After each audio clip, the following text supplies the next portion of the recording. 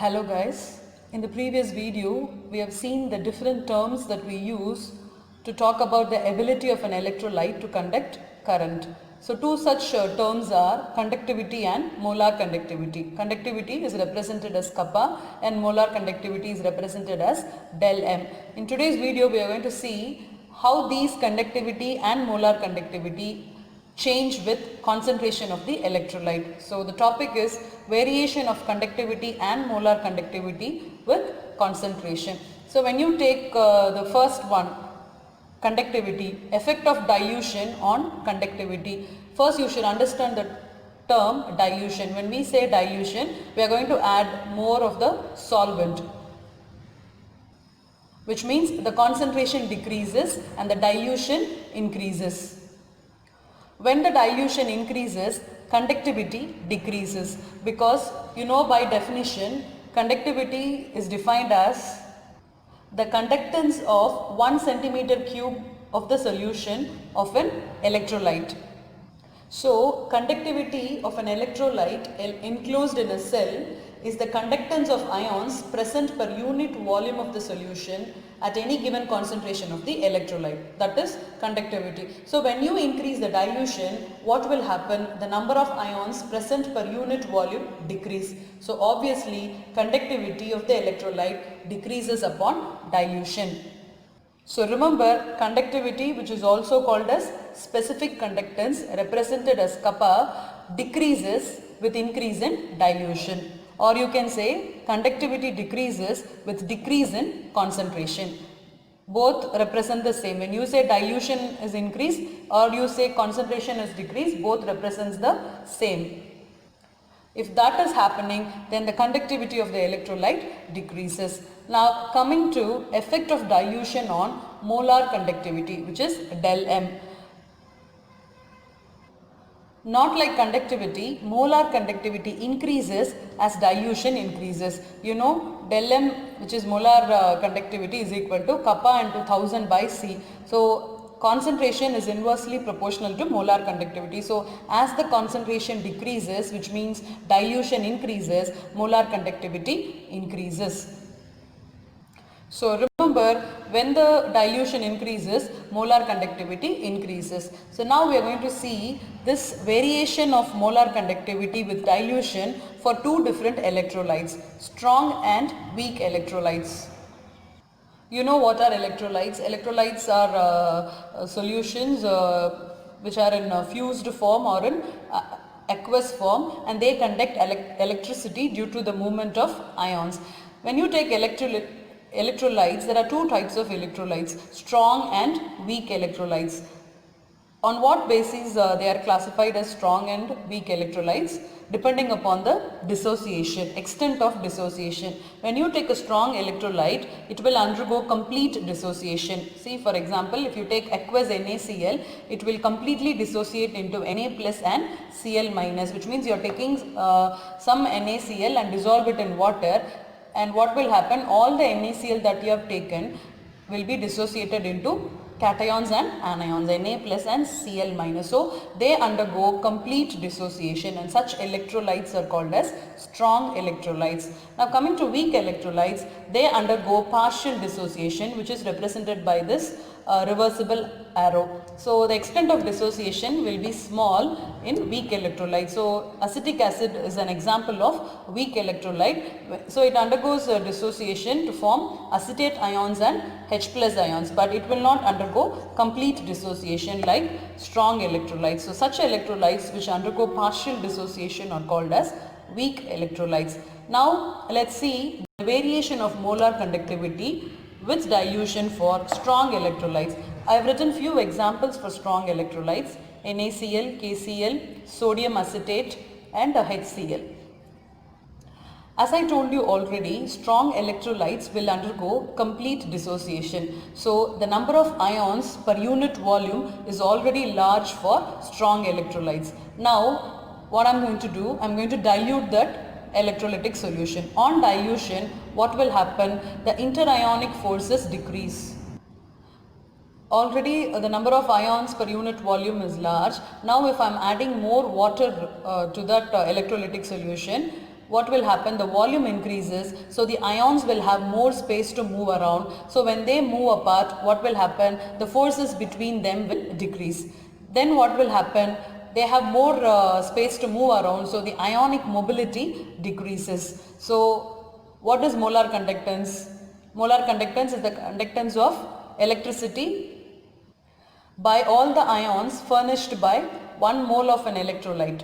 So now as the mobility increases, now the ions can move very fast. So we know in the case of electrolytes, who is responsible for conduction of current? The ions. Now the ions are moving fast on dilution, so the the conduction increases, so the molar conductance increases gradually.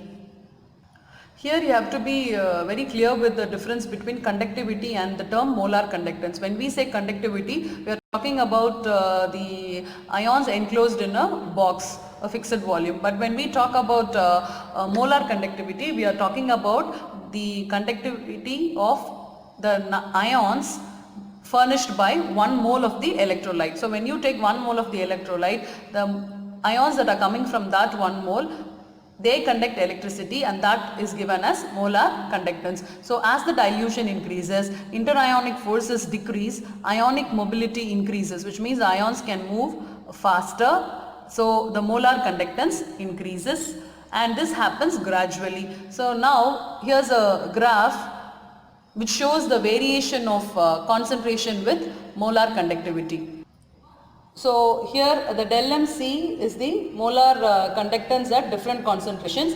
Here we are taking the square root of concentration. So as the concentration of the electrolyte decreases, which means the dilution increases, the molar conductance increases. So this is at one concentration, this molar conductance is at another concentration, this molar conductance is at another concentration. So as the concentration decreases, so this way it is decreasing, which means the dilution is increasing, so the molar conductance increases.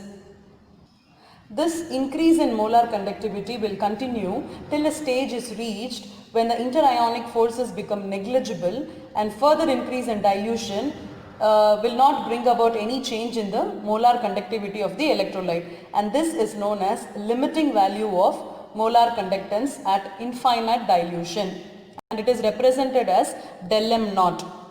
So at del M naught, you can get the del M naught value by extrapolating this graph. This line you can extrapolate, which means you can extend this line, and this gives you the del M naught. You can say molar conductance at infinite dilution or at nearly zero concentration.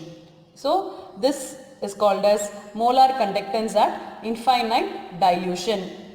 So you can get this del M naught value for strong electrolytes just from this graph. You can just extrapolate this line, and this point is del M naught. So that del M naught is the limiting molar conductance. And this is the graph for KCl solution, which is a strong electrolyte.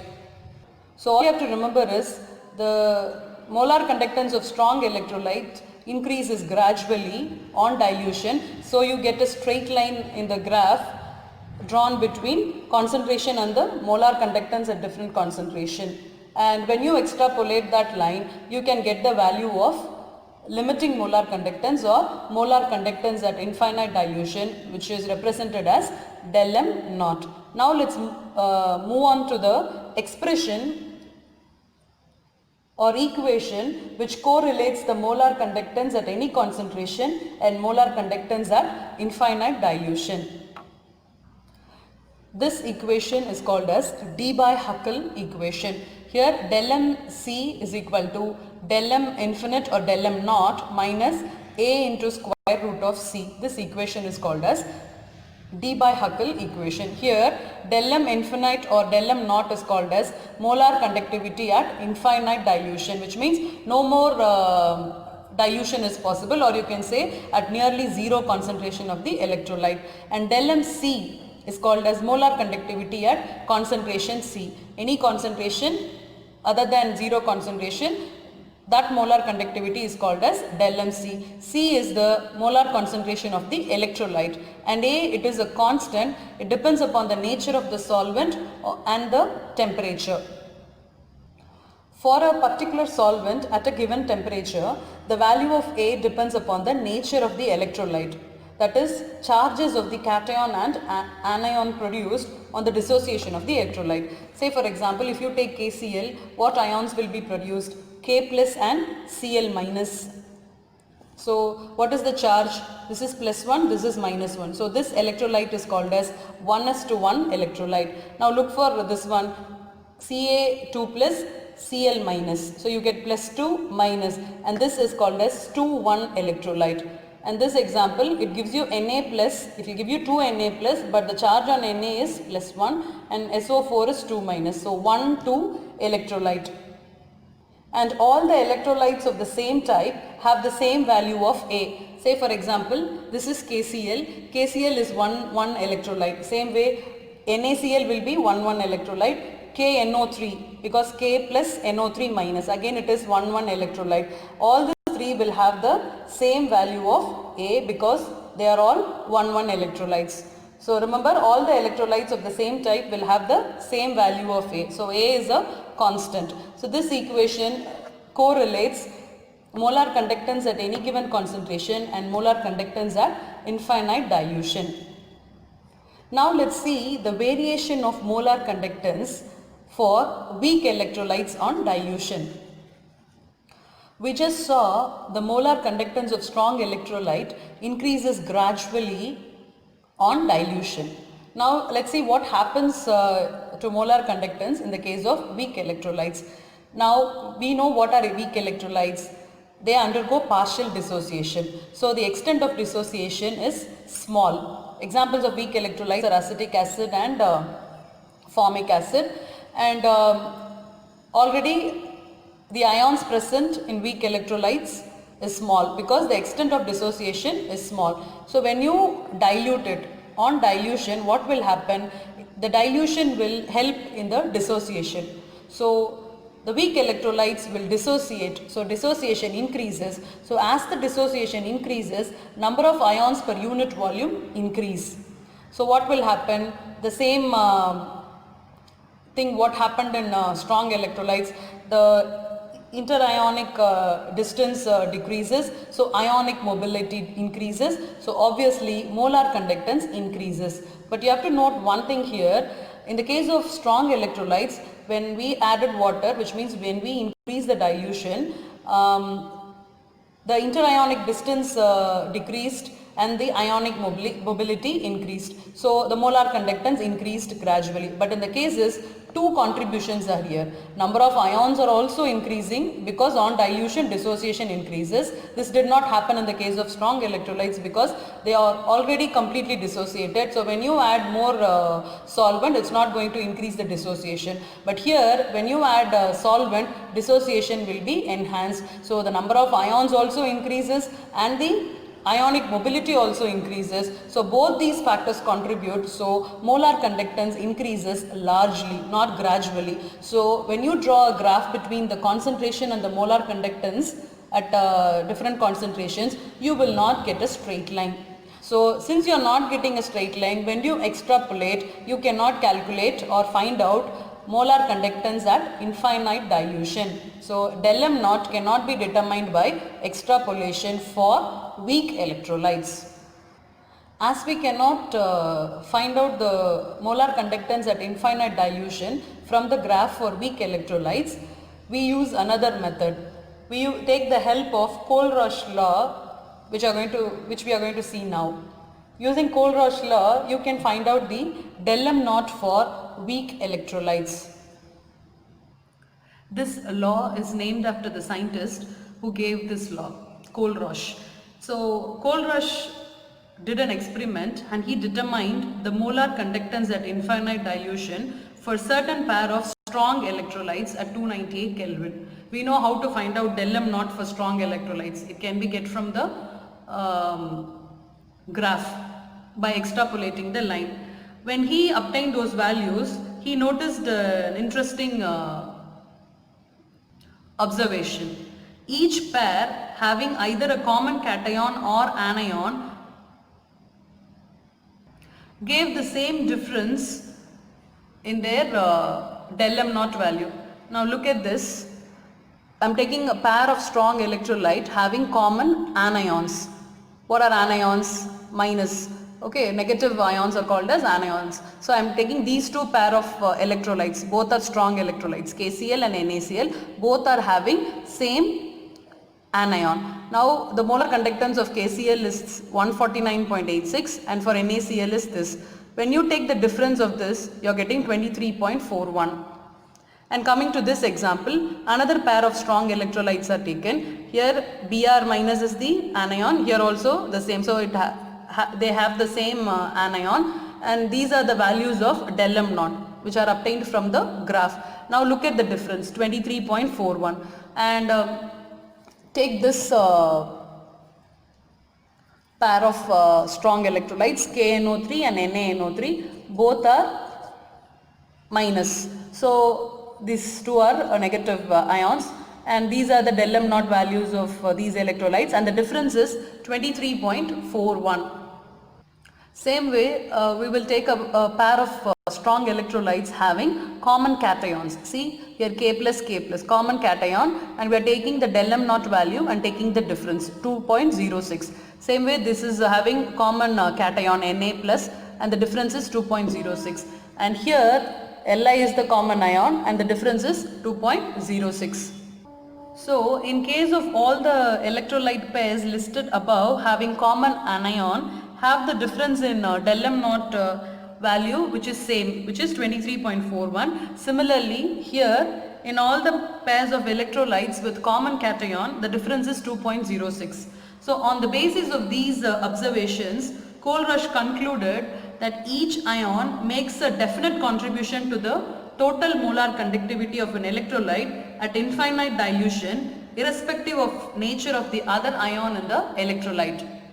Which means if you take KCl, Cl minus will contribute to the molar conductivity. Same way K plus will contribute to the molar conductivity, and both are contributing their share for the total molar conductivity at infinite dilution. That is the individual contribution of an ion towards the total molar conductivity of the electrolyte. So based on these studies, Kohlrausch put forward a generalization which is called as Kohlrausch law. So the Kohlrausch law of independent migration of ions, it states that limiting molar conductivity of an electrolyte, what is limiting molar conductivity? Del m naught, can be represented as the sum of the individual contributions of the anion and cation of the electrolyte. So when you are taking the total molar conductivity of an electrolyte, you can get that value by taking the sum of individual contributions by the anion and the cation. Mathematically, we are taking an example AX BY. So you want to find out the molar conductance of this electrolyte. So according to Kohlrausch law, del m naught of AX BY, which is the electrolyte, is equal to, how many A is there? X. So X lambda m naught. Lambda m naught is also molar conductance, but it is for the ions. If it is the total, we represent it with del. If it is for the partial cation or anion, we use the symbol lambda. So X AX, so X lambda m naught of A Y plus. So the charge of A on A will be Y plus. Same way the charge on B will be X minus. We are talking about cations and anions. So according to Kohlrausch law, del m naught of AX BY will be equal to X lambda m naught of AY plus Y lambda m naught of Bx minus. So individual cations and anions molar conductance are contributing to the total molar conductance of this electrolyte. So to represent this molar conductance, you can take the sum of the individual contributions of the anion and cation. Sum of the means you are taking the total. of the contributions by cations and anions. Now let's see an example for Al2SO4 thrice. This is an electrolyte. So according to Kohlrausch law, the molar conductance of this electrolyte, which is del m naught Al2SO4 thrice, is equal to, how many Al is there? 2. So 2 lambda m naught of this cation Al3 plus how many SO4 2 minus are there? 3. So 3 lambda m naught of SO4 2 minus. So when you add these two individual contributions by cations and anions, we get what? The total molar conductance of the electrolyte. And this Kohlrausch law has a number of applications. Already when we started this Kohlrausch law, I told you we are not able to find out the del m naught value of a weak electrolyte from the graph. So we are going to use Kohlrausch law. Now let's see how to apply this Kohlrausch law for calculating the molar conductance at infinite dilution for weak electrolytes. Before that, let's see a list of limiting molar conductivity, that is del m naught, for some cations and anions at 298 Kelvin. These are the ions and this is the del m naught values. For H plus, this is the del m naught value. So according to Kohlrausch law, each cation and each anion will contribute their part for the total molar conductance at infinite dilution. So this is the contribution by H plus, Na plus, K plus, Ca2 plus and Mg2 plus. And what is the unit for molar conductance? Siemens centimeter square mole inverse. And same way these are for the anions. Now let's see an example how to calculate del m naught for a given electrolyte from this data given. See the question, calculate del m naught for calcium chloride and magnesium sulfate from the data given in the table. So from Kohlrausch law, del m naught of calcium chloride is equal to lambda naught of Ca2 plus there are 2 chloride ions, 2 lambda naught of Cl minus.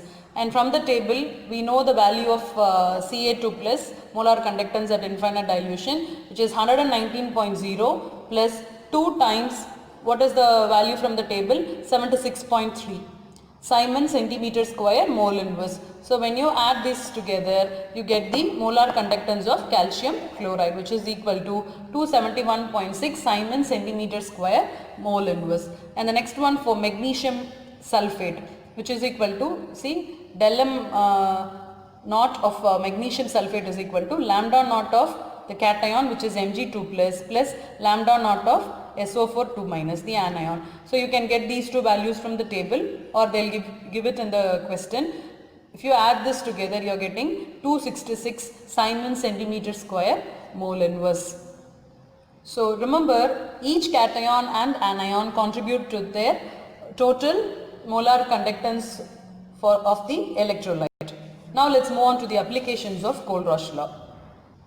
We have seen already the molar conductance at infinite dilution of weak electrolytes cannot be obtained from the graph. Now we are going to use this Kohlrausch law to find out the del m naught of weak electrolyte. Let's take acetic acid, which is a weak electrolyte. This can be represented based on Kohlrausch law. Del m naught of acetic acid is equal to lambda m naught of acetate ion, which is the anion, plus lambda m naught of H plus ion, which is the cation. So you can take the values from the tabular column. You can take acetate ion's del m naught value and H plus ion's del m naught value, and you can add it and you can get the value. Or you can use the del m naught value of strong electrolytes, which you can get from the graph, and you can use that to calculate this value. Now see, we have two ions, acetate ions and H plus ions. Can you name an electrolyte which is a strong electrolyte which has this acetate ion? Sodium acetate. So this is a strong electrolyte and it has this acetate ion. Now I want H plus. H plus is present in which strong electrolyte? HCl. So I have acetate ions in the strong electrolyte sodium acetate. I have H plus ions in the strong electrolyte HCl. Now I know the del m naught values of these two from the graph. Now I want the del m naught value of this plus this. I don't want NaCl. Na and Cl. And NaCl again is a strong electrolyte. So if I take the del m naught value of NaCl from the graph and subtract from this. I am going to add these two del m naught values and subtract this value. Then I get the del m naught value of acetic acid. Now look here. Del m naught of sodium acetate plus del m naught of HCl minus del m naught of NaCl. So if I do this calculation, I will get what? Del m naught of the weak electrolyte acetic acid. Now let's take these del m naught values of strong electrolytes and try to calculate the del m naught of the weak electrolyte acetic acid.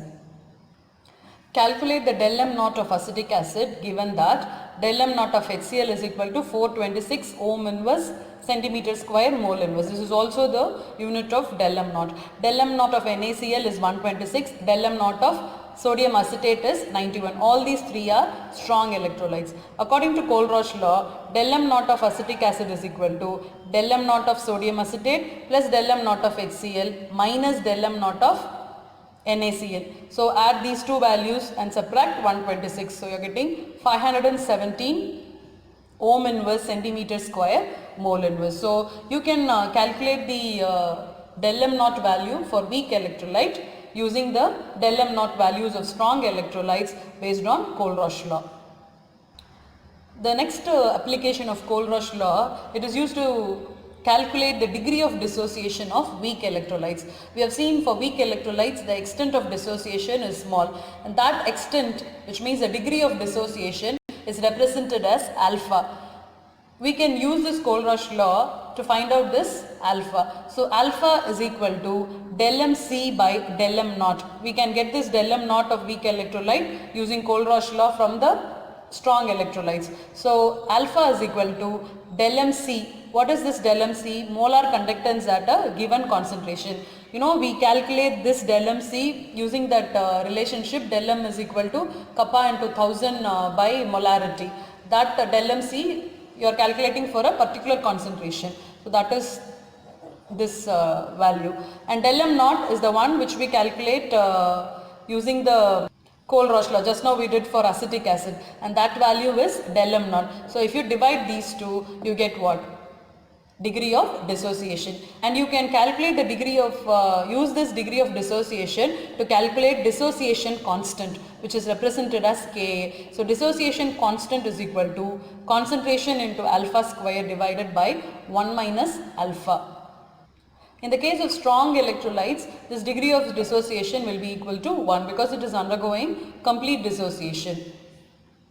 But for weak electrolytes, alpha will be less than 1. Now let's see one problem to understand these relationships. The conductivity of 0.001028 mole liter inverse acetic acid is 4.95 into 10 to the power minus 5 Simon centimeter inverse. Calculate its dissociation constant if del m naught of acetic acid is 390.5 Simon centimeter square mole inverse.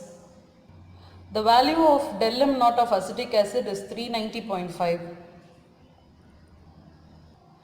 Look here, I didn't complete the calculation here. We said 517 as the value of del m naught for acetic acid. Actually, I didn't subtract 126. So minus 126 will give you 391 ohm inverse centimeter square mole inverse.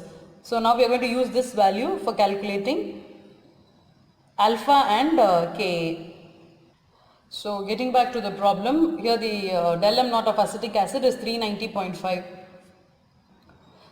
And they are asking you to find out the dissociation constant, which is Ka. So to find out dissociation constant, you need alpha.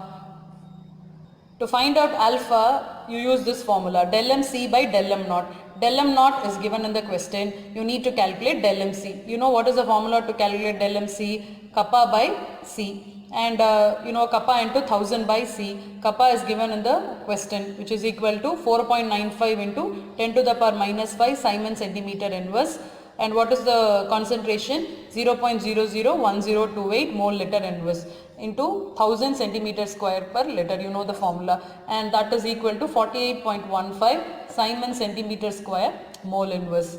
And now from this del mc, this is nothing but del mc, you are going to calculate alpha. Alpha is equal to del m c by del m naught, which is equal to, put this value, del m naught is given in the question. You are getting 0.1233. Alpha, it's the degree of dissociation or extent of dissociation, and it carries no unit. Now you are going to find out the constant, which is called as dissociation constant, represented as Ka. Ka is equal to C alpha square by 1 minus alpha. Concentration is given in the question, 0.001028 mole liter inverse into, what is alpha value, 0.1233 whole square divided by 1 minus alpha.